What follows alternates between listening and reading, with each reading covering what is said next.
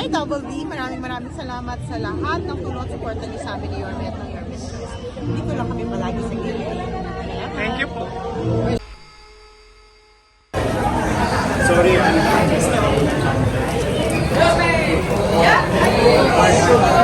Hi, beautiful. Walang ikaw na bilang beautiful.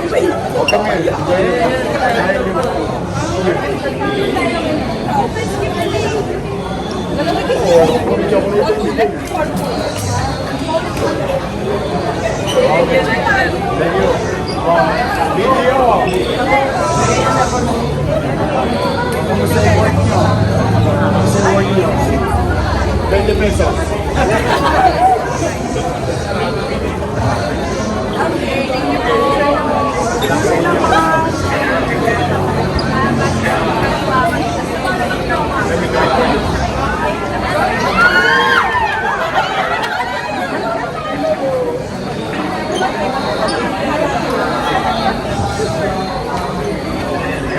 Ay, sorry.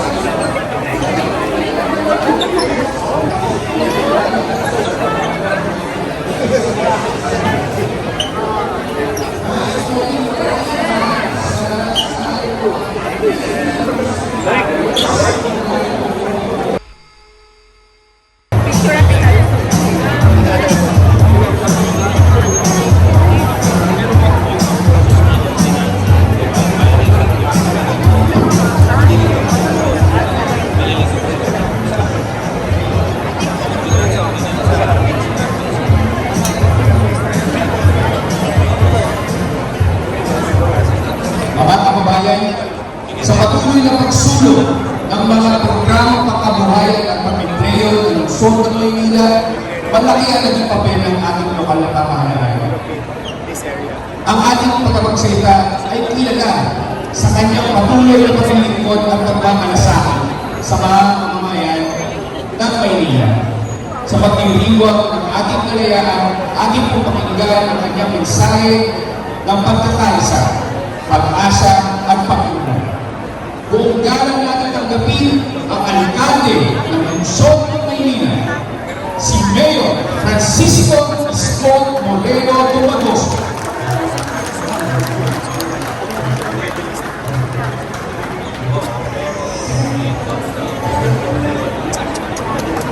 Ay magandang umaga sa inyong lahat, mga batang Maynila at yung aming mga nagpapakasakali ng mga kapitbahay outside of Manila. No? Kahit maraming salamat. Pwede ba makisuyo? Palakpakan natin ng SM. No? Dahil sa kanila wala tayong lugar na malamig, maayos, kung saan partner ng Dole at City of Manila yung ating programa ngayong Araw ng Kalayaan. Sana ito ang araw ng kalayaan, hindi na kayo tambay. Lumaya na kayo sa tambay. Magkaroon na tayo ng trabaho. Alam ko, hindi pa sa inyo. Nagsunog ng kilay sa mahabang panahon sa loob ng paralan. Pero sa hirap na ekonomiya, ang hirap makahanap ng trabaho. Yung iba naman, nawala ng trabaho, baka magkaroon kayo ng oportunidad ngayon. Thanks to Dole and to Peso, your city government and employment office. And thanks to our partner, panapakan natin yung ating mga future boss. Today is Independence Day. We are celebrating it with so many activities. At ako'y nagpahuli ng counting. Dapat nandito ako ng 11 o'clock. But I have to attend another opening of business in Binondo. Food court in the heart of Binondo that provides engaged opportunity, a few dozen of jobs created today in Binondo because business continue to trust again the city of Manila. In fact, we're going to show you data by June 24 na mukhang bumabalik muli yung tiwala ng mga negosyante sa lungsod ng Maynila. And this is very important in the program of governance ng inyong pamahalang lungsod, which focus on MBN. MBN, minimum basic needs, housing, education, healthcare, and jobs. Yung apat na yun ay patuloy na pinupuhunanan ng inyong pamahalang lungsod. Dahil ang personal kong paniwala, kapag itong apat na ito ay nakakamit ng taong bayan, particularly ang pamilya, ito ay mapataas ng antas ng pamumuhay or the quality of life here in Manila. So rest assured, we, with your peso, and the national government's effort, DOLE, and our private partners will continue to work hard to give opportunity to every Manileños and non-Manilans. Dahil pag nagkakaroon ng job fair ng Manila, napapansin namin na dumatakong din yung iba nating kapitbahay dito sa mga kalapit bayan natin. But we would always welcome each and every one as long as there is an opportunity here in Manila the way it was before. Ang sabi kasi sa Manila, Manila is the window of opportunity. Yan ang sinasabi lagi ng mga ninuno namin. Kaya we will continue that journey to provide opportunity to each and everyone. Ngayon, meron lang akong request.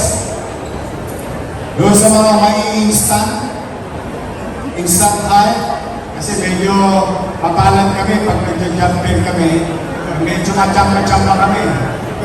Marami yung amin na instant high. At yung mga high.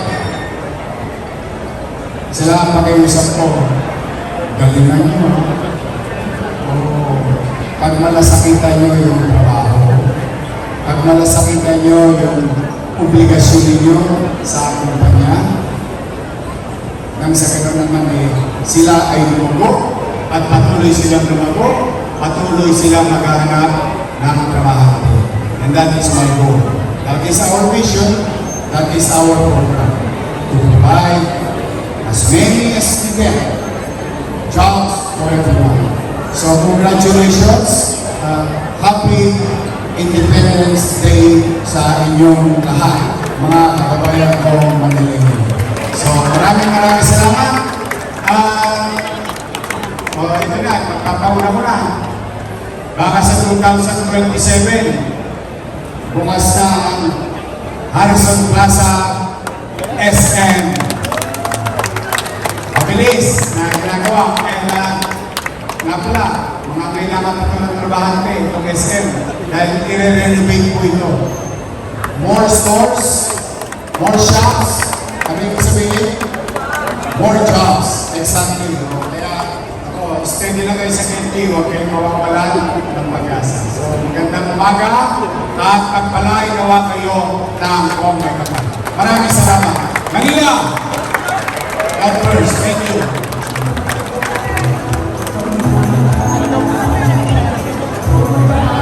Standby tayo dito.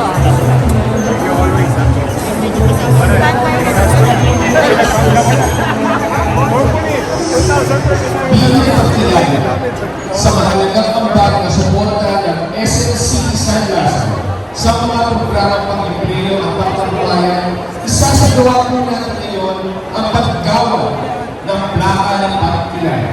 Inaayaan po natin ang mga sumusunod. Okay. Thank you.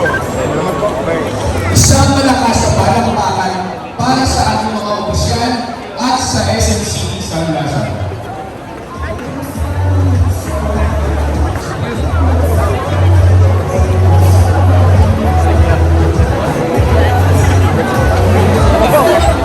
Cuts mo na.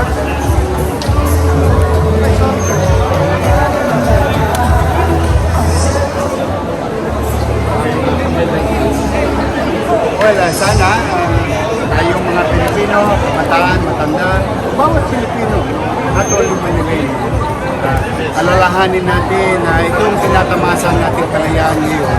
Dahil kung maaga po tayo nag-proceed sa ating pong May nagbayad ng buhay, nagbuwis ang buhay, mga bayani na upang makamit natin itong nasasabi natin kaya